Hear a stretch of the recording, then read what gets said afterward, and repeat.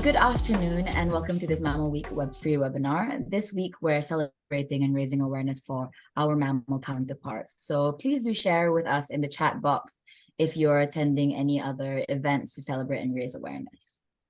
Every month, the Mammal Society hosts free webinars, and if you'd like to stay informed about events like this and the work of the Mammal Society, please sign up to our newsletters and follow our social media channels. I'm Ariana. I'm the communications officer here at the Mammal Society, and I will be the chair today.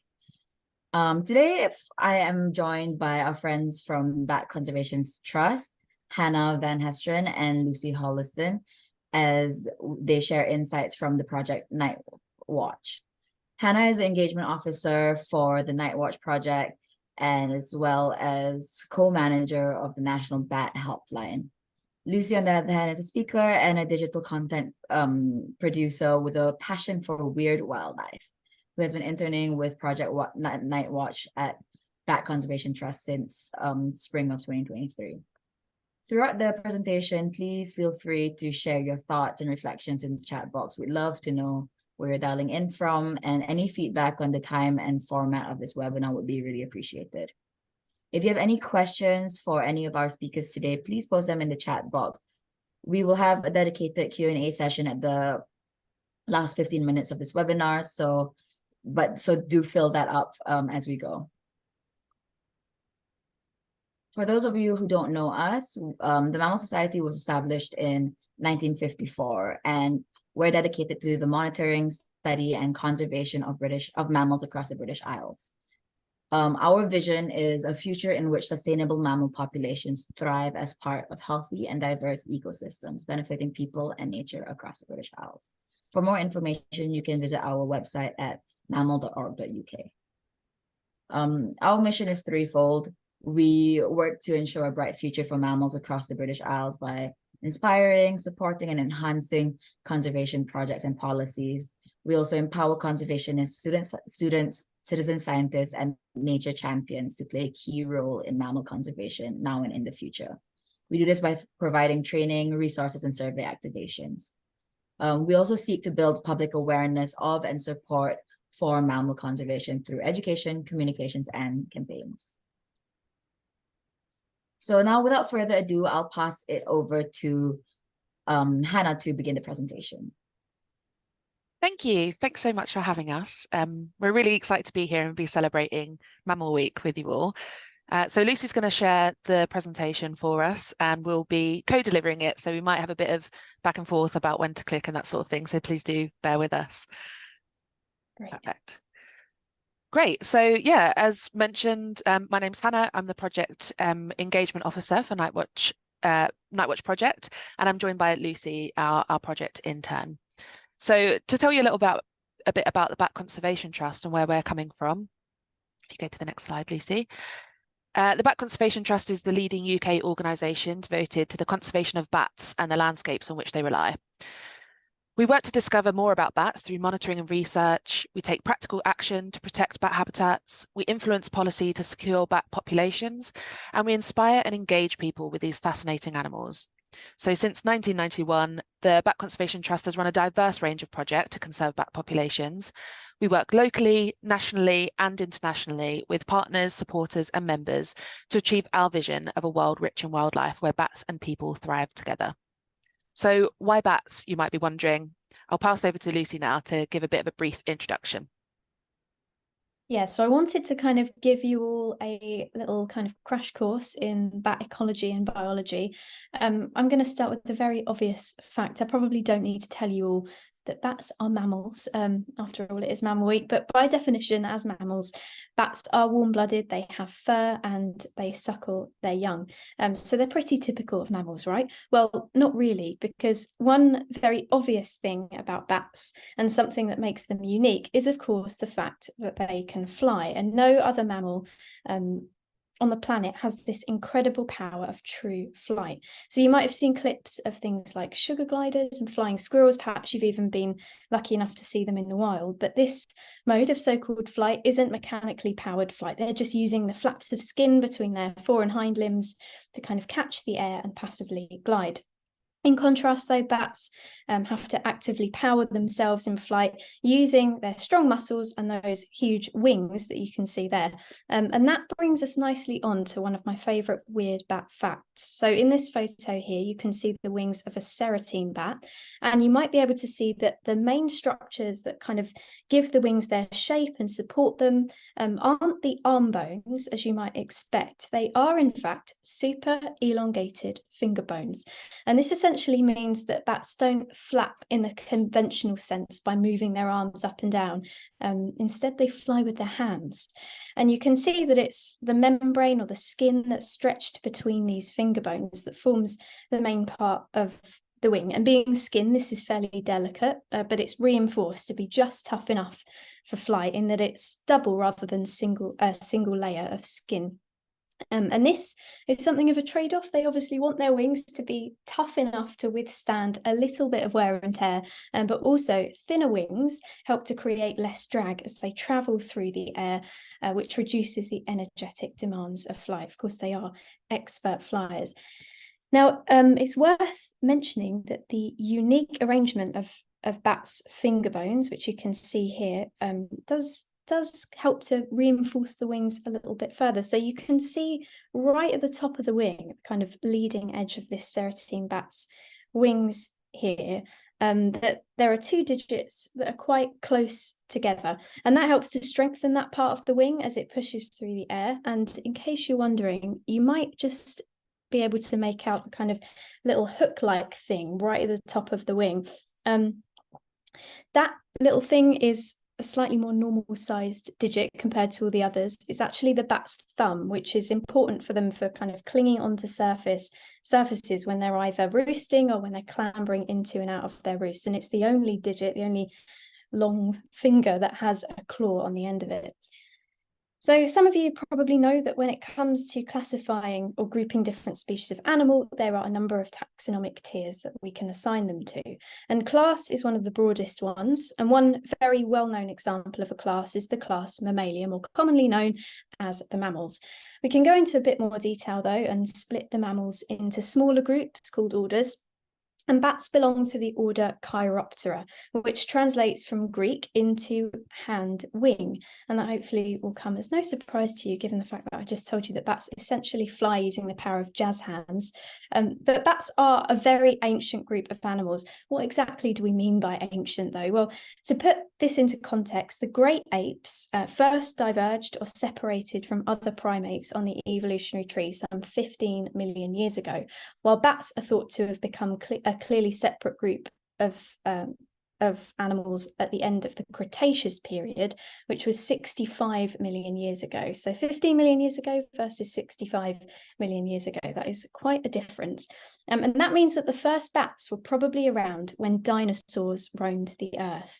And we know that they were flying back then because of the, again, elongated finger bones seen in fossilized bats found during that period, from that period. And in certain cases, also their stomach contents. So fossilized moth scales have been found in the gut regions of many bat fossils. And of course, moths would have been a very hard prey item to catch if the bats weren't actually up in the air with them. Clearly, they're doing what they do really well. And if you think about it, there are many, many benefits to this ability of flight. Flight allows bats to disperse over long distances and find new suitable roost sites and sources of food. It means they can catch and eat food that they wouldn't otherwise have very easy access to if they were stuck down on the ground all the time. And it also makes it easier for them to avoid and evade predators and other dangers. And it's why they've evolved so many specialized adaptations to make flight, which is, as I've mentioned, incredibly energetically demanding, possible, and to make it as efficient as possible. And we don't have time to go over all of these in detail, but I thought I'd pick out a few key ones. So number one is that they get lots of oxygen to their flight muscles quickly. Bats have more red blood cells than terrestrial mammals, so land-based mammals do, the ones that wander around on the land, that is. And those red blood cells are the cells that pick up oxygen from the lungs and transport it to the rest of the body. The second one is that transport of blood, of course, relies on strong blood flow. And so bats' hearts have evolved to be extra powerful pumps. They are 2 to 3 times bigger than most similarly sized non-flying mammals' hearts, and they also beat extremely rapidly. So a bat's heart rate during flight can increase to up to 1,000 beats per minute, which is over 16 beats per second. It's hard to even get your head around that. And number 3, last but not least, to deal with the problem of so much excess heat being generated by the muscles during flight, bats' wing membranes are packed full of blood vessels, and that dissipates heat really well. So it's like a built-in air conditioning system. One common misconception about bats, going back to their evolution, is that they're rodents. Perhaps a lot of people think they're rodents. Some people liken them, we think unfairly, to flying rats or flying mice. And something that feeds into this are their common names in some other languages. So the German name for bats, Fledermaus, translates to flying mouse, and the French name is even more embarrassing. It means bald mouse, which is doubly ridiculous given the fact that they do have so much fur. But the reality is they're not mice at all. Based on their evolutionary history, our evolutionary history, us humans are more closely related to mice than bats are. And that's illustrated quite nicely in this cladogram here. These things can be quite complicated, but basically the further down you go here, the further back in time we're looking. And up at the top, we have these different animal clades. Clades are another way of grouping species based on their shared common ancestor, which are illustrated by the dots you can see here.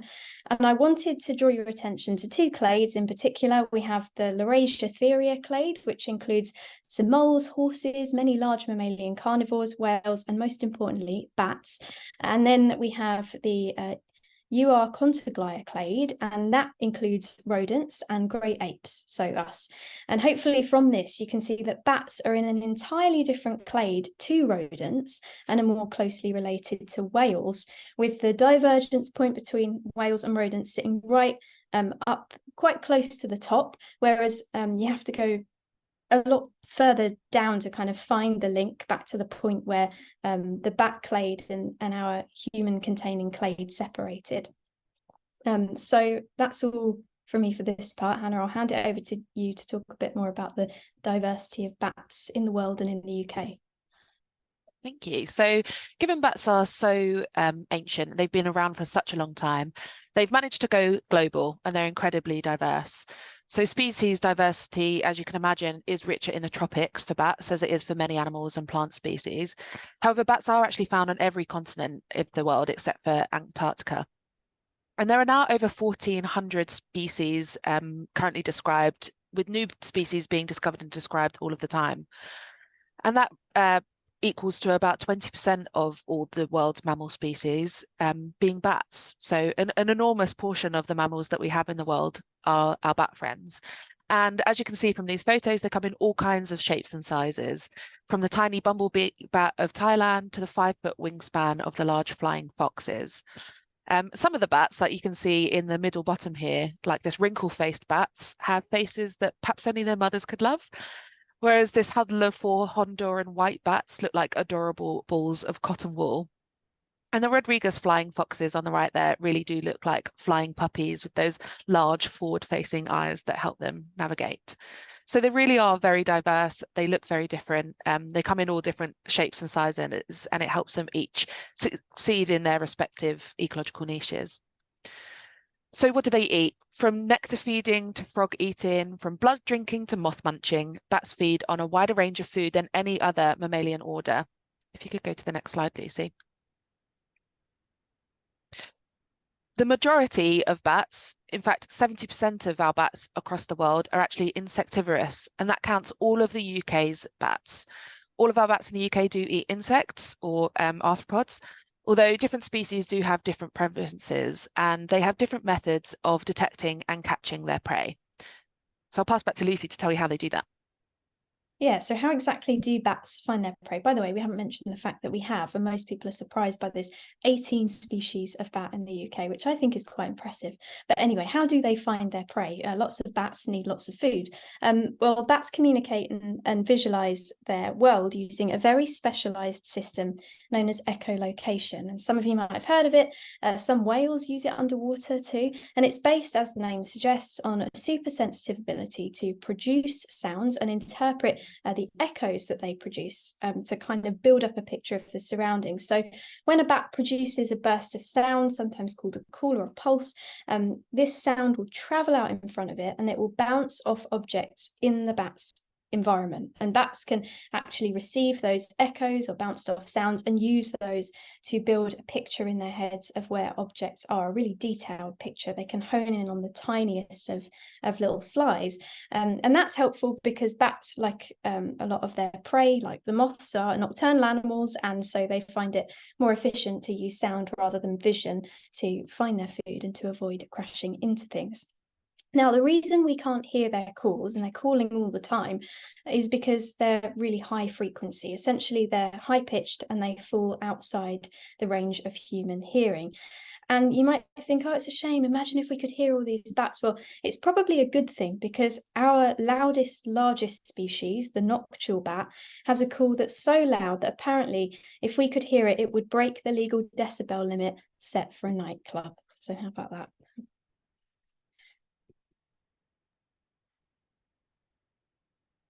So given that bats are what we call a biodiversity indicator species, which means that information about bat populations across the UK can give us a bit of an indicator about how the environment at large is faring.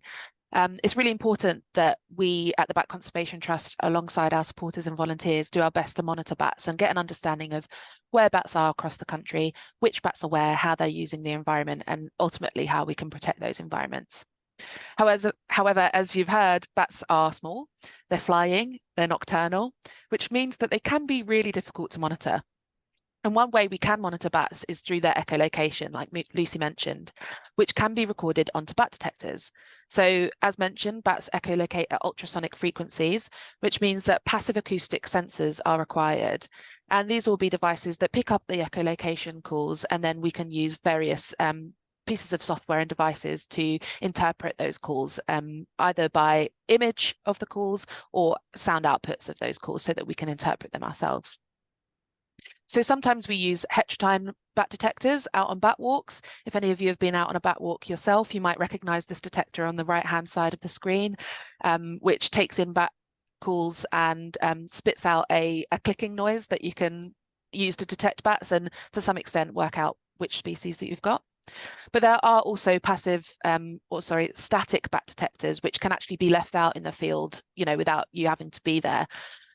And until recently, the cost of passive acoustic sensors was really what limited the scale of passive acoustic monitoring for bats. So, for example, the National Bat Monitoring Programme at the Bat Conservation Trust has been running since 1997, and we have recorded 11 of our 18 species using this programme, but only 5 of those 18 species are we regularly using passive acoustic methods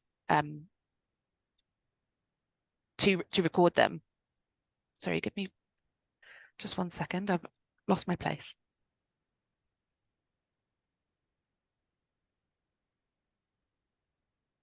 It'd be interesting to know, actually, anyone in the chat, if you've ever been on a bat walk and used a heterodyne detector, or maybe even one of the kind of passive acoustic AudioMoth monitors that we will be talking about very soon. Do let us know. It's always interesting to see. Yeah, thank you. So if you go to the next slide, Lucy. This is really to explain that while the cost of the sensors themselves used to be what was mostly restricting the efforts of passive acoustic monitoring across the UK, recent rapid advances in sensor technology have meant that we've able to increase geographic, temporal and taxonomic scale of passive acoustic surveys recently. So the AudioMoth is a detector that Lucy will tell you a little bit more about shortly. It's what we use for NightWatch.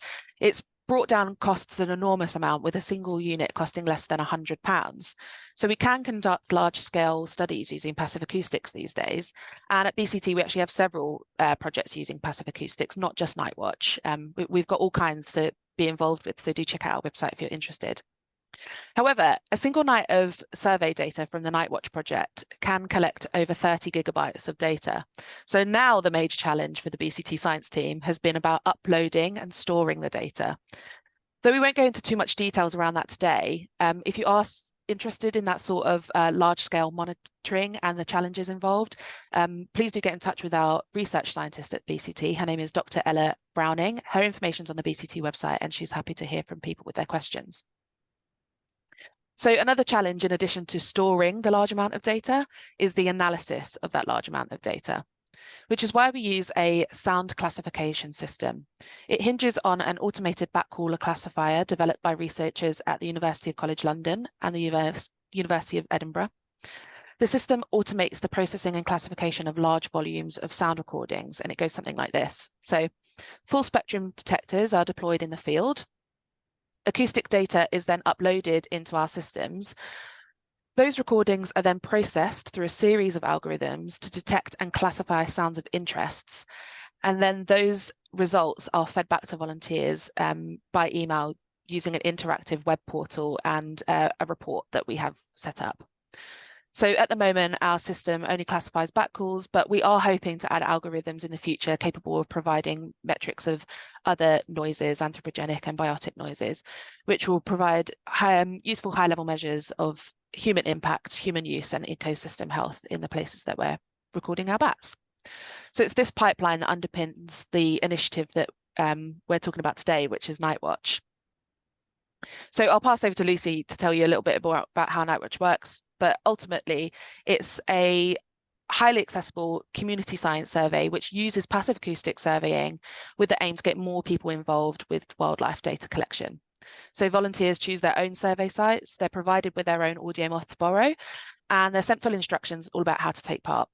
We're collaborating with other NGOs and organisations for acoustic monitoring of other species, including nocturnal mammals, birds and invertebrates. Yeah, so the fundamental thing with NightWatch is that it is a citizen science project. It wouldn't be NightWatch without, you know, our diverse and really, really engaged and enthusiastic community of volunteers and supporters. And Hannah and I thought, you know, what better way to introduce the topic of this part of the talk than to hand over to one of them, because I think stories and personal experiences translate a lot better than statistics do when it comes to discussing some of the issues and that are quite emotive and complex that we are going to touch on today. So to introduce this section of the talk, I wanted to hand over to Aya Speaks. So she's inspired by the magic of moths and her experience as a young Muslim woman navigating the outdoor space. This is a poem that she wrote at one of our recent Stories Under Starlight storytelling and nature action workshops. We are connected. You have a short lifespan, and I too do not own time. I am soon to release you from this box. You and I were not created to be confined. So be free, fly over different lands, continue exploring Allah's universe, moving as you are, unopposed. Your patterns will make a home wherever you go. Your species are more welcoming than my own. Soft, I too will continue to be free and explore different lands. I too will create homes for underrepresented communities as I go along.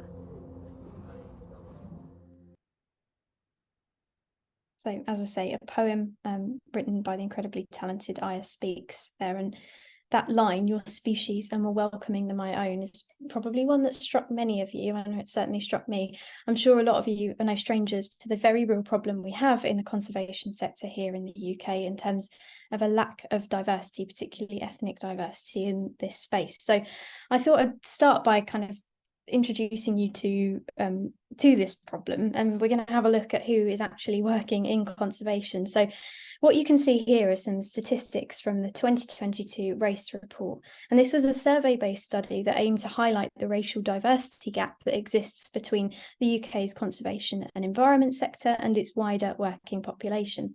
And alarmingly, the results of this study revealed that the environment and conservation sector was one of the least diverse sectors in the UK. And you can see here in the pie chart that among the hundreds of staff members who completed this survey, staff members including, sorry, we're looking at the sort of bars in the bottom left-hand corner. So the people that took part in this survey included staff members from 94 different charitable organisations, including the Bat Conservation Trust. Out of those, just 7% of them identified as members of ethnically or racially marginalised groups. And even when we kind of take into account the 27% of survey respondents who didn't disclose their kind of ethnic identity, we can see that the majority of people employed in the sector, over 60% up in that pie chart there, identify as white. But could this lack of representation in the workforce directly reflect a less diverse group of people actually getting involved in this sector in a voluntary everyday capacity? Well, the results of other scoping studies suggest that yes, it could. In 2021, BCT commissioned the business strategy agency More Onion to review diversity among its volunteer base, and it revealed that just 2% of the National Bat Monitoring Programme volunteers belonged to ethnic minority groups. And it was findings like these that prompted a small team at BCT to establish Project NightWatch, and it is the first ever BCT citizen science survey that's kind of targeted specifically at people living in urban areas and people from ethnic minority groups, as well as people that consider themselves to be new to nature. And of course, there is quite a bit of overlap between those groups. But what exactly is NightWatch? We've kind of given you a very brief introduction, but what really is it all about and how do people take part? Well, our NightWatch volunteers, also known as NightWatchers, sign up to borrow an AudioMoth bat detector, which you'll see in the video here. They place that wherever they like. It can be out in their garden, on their balcony, in their local green space, or even just by an open window for one night over the summer to record the calls of passing bats. And it's super easy. We send them their AudioMoth pre-configured, so it's all ready to go. All they need to do is remember to switch it on. And as part of their survey, we also encourage our night watchers to spend an hour over sunset looking and listening for local wildlife and recording what they see and hear. And once they've completed their survey and sent their AudioMoth back to us via free post, we then, as Hannah mentioned when she was talking about this sound classification system, we analyse their data and we send them a bespoke report via email detailing which bat species their AudioMoth managed to pick up. So the survey is suitable for anyone and everyone. It doesn't matter whether they have a huge garden to call their own or if they live on the 40th floor of a city tower block, even if they have no experience whatsoever with wildlife or wildlife surveying. This is a free, easy, accessible survey that they can get involved with. So we have our objectives, we have our snazzy new beginner-friendly survey, and being part of BCT, we're lucky enough to have an engaged and activated audience ready to jump to action and take as much action as they can for bats. We actually quickly found that we'd have no trouble booking out our limited kit at all. In fact, we were regularly fully booked when we first launched. A quick look at the demographics of those keen early night watchers told us that we were attracting our typical Bat Conservation Trust volunteer, which does make sense given we did little to no active promotion of the survey on our usual social media channels and newsletters and that sort of thing. So what do you do when your challenge is that too many people want to get involved in a survey with limited kit? And how could we ensure that it was our target audience that we were reaching? Well, the first thing was to acknowledge the obvious. As a white woman myself, I'm going to have limitations and blind spots when it comes to engaging with a community that I'm not myself part of. We need to ensure that the needs and wants of our target audience are central to the engagement strategy and that voices of the target audience were lifted up above our own. So co-design has been central to the NightWatch mission from the start. And in early 2022, we set about recruiting champions who could help us shape the direction of both our in-person and digital outreach efforts. So finding champions was done organically, mostly via word of mouth or through community contacts we'd already begun making. If you could switch slide, Lucy. We currently have 5 champions of various ethnicities, all based around the city. And it's important to us that we strike the right balance between integrating champions as part of our team with ample opportunity to share their voice and respecting the fact that ultimately they are volunteers and regularly reflecting on your life experiences and bringing new ideas to the table is no small ask. So we currently meet quarterly via Zoom to share project updates and answer the key question of the moment. Questions such as, what do we want to see on NightWatchers social media? How can we uplift the voices of people of colour? What events should we run and who for? So for those of you who have worked in co-design before or work collaboratively at work or otherwise, you'll know that maintaining focus in group discussions can be a challenge in itself. And I would hate to stifle creativity, but at the end of the day, how helpful is blue sky thinking when there are time and budget limitations at play in a project such as NightWatch? My biggest takeaway from the experience is that if time allows, let the conversation run free. That's where the group are really able to truly best connect with the problem, connect with each other, flow and explore. So could we realistically publish the animated series we dreamt up together within the limitations of NightWatch? Unfortunately, no. But from these conversations, it's my job as the facilitator to pick out the key themes and work out what really matters to the group.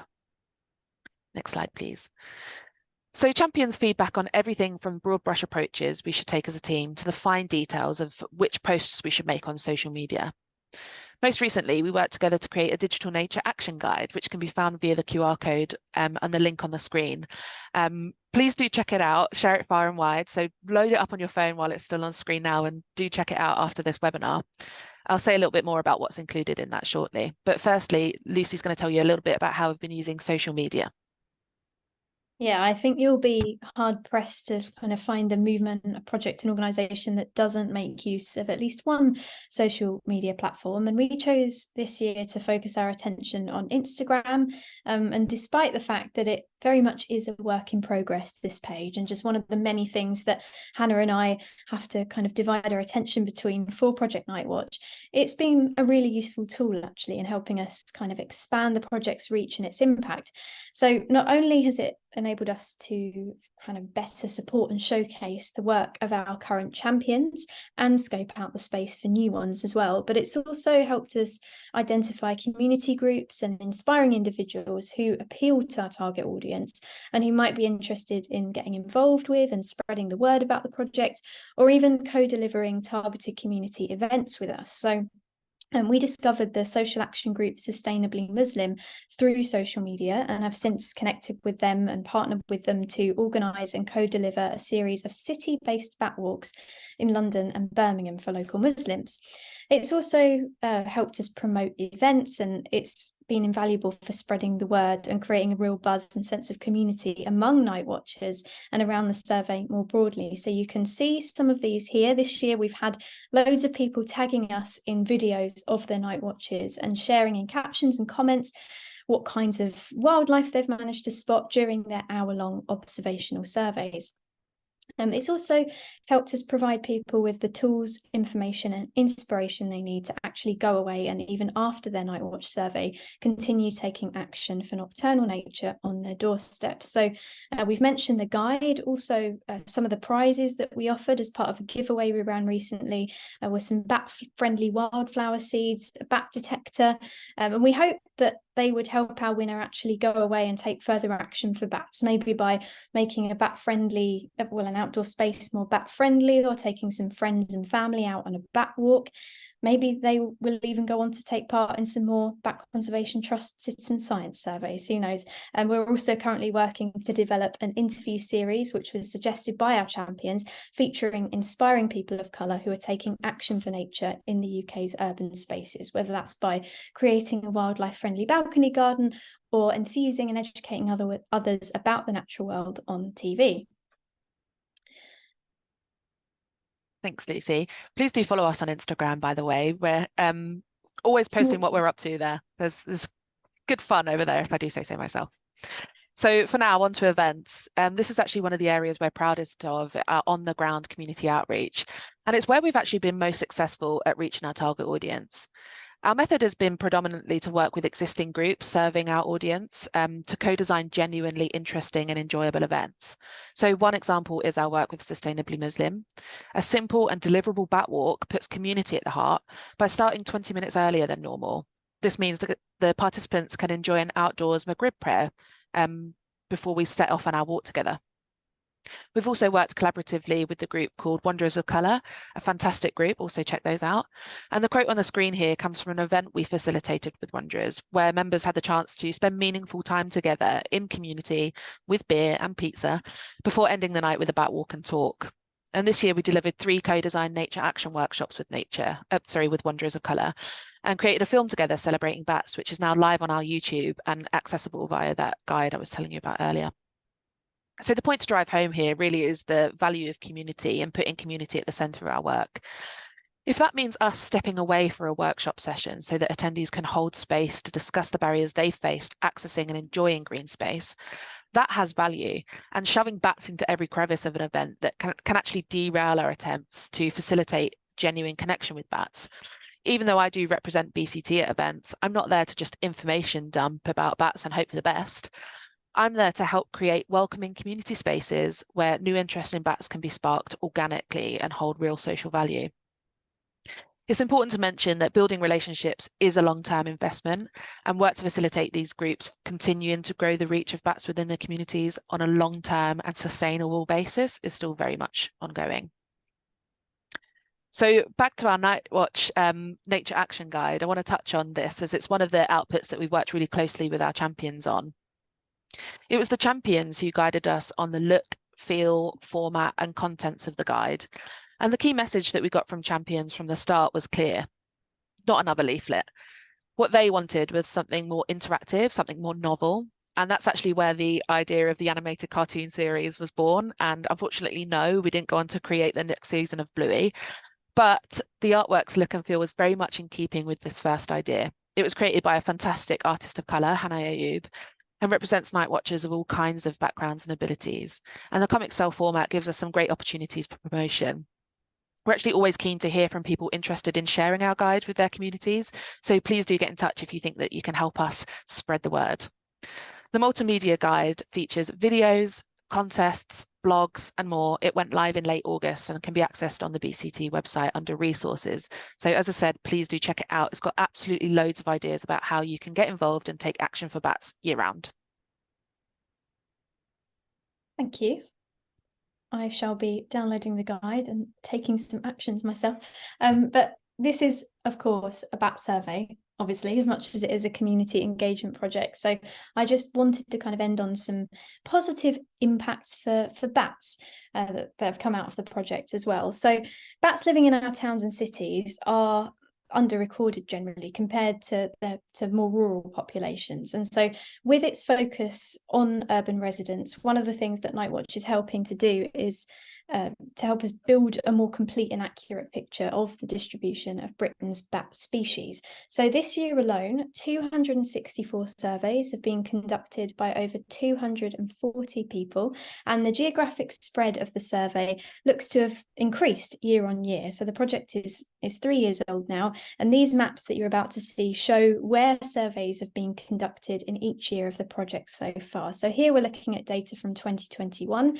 We can see that there are some survey sites clustered mainly around London and Manchester, but by 2022, NightWatch had also reached Scotland with surveys registered in Edinburgh and Glasgow, and you can see that there are some new clusters emerging around Bristol and Nottingham too.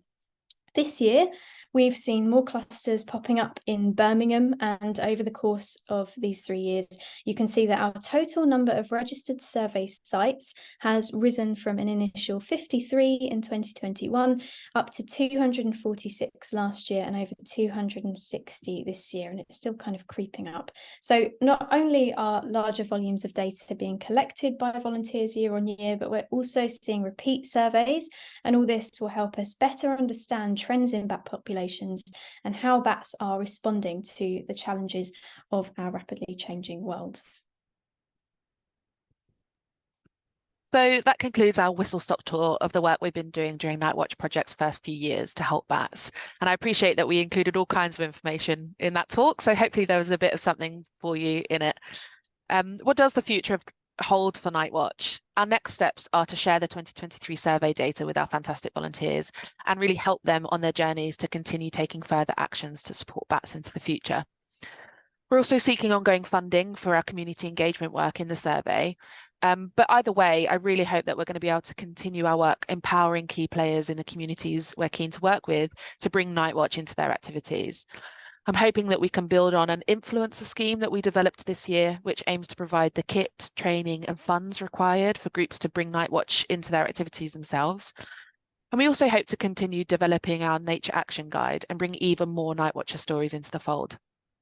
Ultimately, I hope the Bat Conservation Trust, bat groups and other conservationists like yourself feel inspired to continue putting communities at the heart of outreach work so that together we can keep getting to know all about our neighbours, nocturnal and otherwise. Thanks very much. That's everything from our talk, but very happy to take some questions. Thank you so much, Hannah and Lucy. That was wonderful. Myself being a Muslim woman in this conservation world, I very resonated with this. And I'm also in London. It's a very nature depleted area, as everyone probably knows. So really, really amazing work. I'm so excited to see where Project NightWatch goes. So we have some time for some questions. If people want to start putting more questions into the Q&A box, we'll get to them. For now, we have an anonymous question saying that they've tried to get in touch with your local bat group, but haven't received any replies. I'm eager to get involved in monitoring bat boxes and research or other volunteering. What can I do? Great question, and love to see that enthusiasm. The first thing I'd say is don't give up on your bat group. Bat groups are voluntary organisations. They're just interested volunteers who care a lot about bats and spend their spare time doing what they can for bats. So that does mean that they're not always able to quickly answer emails, and a lot of them don't even have phone numbers and that sort of thing to get in touch. Summer is the busiest time for bat workers, and you'll usually find that they're quite behind on their admin until the winter. So don't lose hope. Hopefully you'll hear from them over the winter. Otherwise, the biggest thing I can plug is check out our Nature Action Guide. Like we said, it's absolutely packed full of actions that you can take for bats. There's information about other kinds of bat monitoring surveys you can do and other taxonomic surveys you can do, like hedgehog surveys and stag beetle surveys and all that sort of thing. There's also information about how you can make sort of nature-friendly spaces on your own patch, whether that's in a garden or on a balcony or a windowsill. And we've also got a feature about advocating to bats, so raising your voice and standing up for bats when we need MPs to care about matters that are affecting bats and that sort of thing. So it's really diverse. There's a bit of everything in there. So please do check out the guide. Great, thank you for that. We have a question from Keith who asked, how does one go about applying for or obtaining a static bat detector? A good question. So through the Nightwatch project, we have an online portal that you can sign up and then you book your kit. We open across the summer when bats are most active. So unfortunately, we're actually closed for this year. The survey came to an end at the end of September, so we've just missed it. But the intention is very much that we will reopen next year. So the easiest way to keep in touch of when we're available to loan out detectors is to sign up for our newsletter. There's a link on the Nightwatch web pages on the BCT website. Perhaps I can share it with you, Arina, to share around afterwards. Sure. So you can sign up, and then people subscribe to our newsletter are the first to hear when kit's available to book. We do have a number of other passive acoustic monitoring surveys that have various levels of ability to get involved. So Lucy, perhaps you want to say something about BBATs? Yes, so there's another survey that's quite similar to NightWatch, except so we send out AudioMoths and you have to deploy it somewhere. I believe there's a little bit less flexibility in terms of where you select your site, because the sites are kind of predetermined, so you won't necessarily be able to just go out and do it in your garden. But we send you an AudioMoth and you leave that out for 3 nights, but it's a similar process in that you'll get to find out what bats live near you, and again contribute to some of the monitoring programs we've got going at BCT. Again, that survey has also closed, but will open again in the summer, so yeah, keep your eyes peeled for that. And I was going to say also, as well as our newsletter, our Instagram page, if you're on Instagram, is also a good way of keeping up to date with survey opening dates and things like that. And there's also a link in our bio where you can just click through and subscribe to our newsletter, so you can find us that way as well. Amazing, great. I'll definitely also be signing up to the newsletter and following on my own personal Instagram. We have a question from Lynn asking, why do bats hang upside down? I mean, I keep saying this, but good question. There's a few theories. The main theory that I've heard is that it's just a really fantastic way to escape predators and leave if they need to. What's really interesting is that bats have got back to front legs, so they can hang upside down easily, and their grip at resting is tight. So if you can imagine your hand at rest, it's sort of an open hand, but when bats are at rest, they're gripped on tight. Which means that they need to actively let go. But yeah, if there's any kind of danger around, perhaps predators, or they need to quickly change roost, they've got really good vision of what's around them and they could just let go and immediately they're off flying. But I should mention that not all of our bats actually do hang upside down in that classic bat way with their wings wrapped around them. Horseshoe bats, which we've got 2 species and are found in the south and southwest of the UK, do that and can often be seen, you know, in films and TV, or perhaps if you're lucky enough to go to a cave or a tunnel or something like that and actually see them hanging.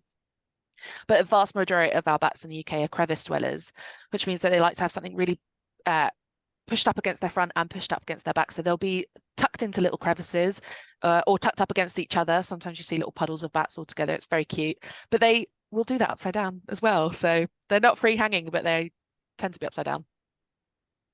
It's interesting with horseshoes. I'm wondering whether there's some kind of like heat conservation thing going on, because if they're, I don't know, I guess they cluster as well. Clustering means they lose less heat, but then hanging by feet, it means less of their body is in contact with like a cold cave surface or something. I don't know. There's my theory that I'm throwing out there, but it's probably not the case. Either way, both are very cute. Like the thought of bats just clumping together is just very cute. If we have time for a few more questions. If anyone wants to pop in any more questions in the Q&A box, please do so. If not, this might be our last question from Becky, who asks, when bats go into hibernation / torpor, is it still worth getting out on a bat walk? And then is there a public map of what species to expect and where? Sure. So there's no sort of date in the calendar that bats check and then go into torpor after that date, although that would make our lives a lot easier knowing what they were up to, but they don't follow those sorts of rules, unfortunately. Bats go into a hibernation or torpor state when the environment means that their food availability is just so low that there's really no point spending all of their energy being awake hunting for insects. So it tends to be around November time that they start going into torpor. Of course, that will vary depending on where you are in the country. In the south, it's going to stay warmer for longer, and perhaps that will delay torpor for some species. And there's a question of whether some species even go into torpor down in the warm southwest of Cornwall. That was the first question. I've already forgotten the second one. The second question, Becky asked, is there a public map of what species to expect and where? Not quite. There are various ways of finding what bats are where. So, for example, the National Bat Monitoring Programme releases a report about where bats are faring, and they use data from the community science that get involved and then, you know, reflect that data back in their report. Another way to check would be to get in touch with your local bat group. Like I say, they are voluntary organisations, so do be patient, but they can often recommend, you know, where a great local patch is to find bats. You could also check with your local biodiversity records centre. These are records that have been formally submitted either by bat workers or scientists or community scientists, where they've seen records of bats, and sometimes those record centres can make those records available to you so that you can check out where to go. Thank you again for that amazing talk. It's so interesting to hear about Project NightWatch. What an amazing project, honestly. There are also other ways you can get involved with the Mammal Society outside of Mammal Week. You can download our free app, Mammal Mapper, and record any sightings of mammals, whether marine or terrestrial. All our records will join the nationwide database of citizen science records at the NBN and the BRC, where they will be verified by expert county recorders. We also have other projects going on, such as the Searching for Shrews project and the National Harvest Mouse Survey that the season has just begun. So be sure to keep up with our work to know more about that. Once again, thank you very much for joining.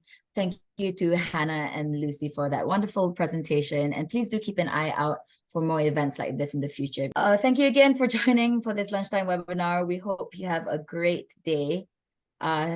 We'll see you hopefully some of you tomorrow for the next webinar. Thank you. Thanks, everyone. Thank you.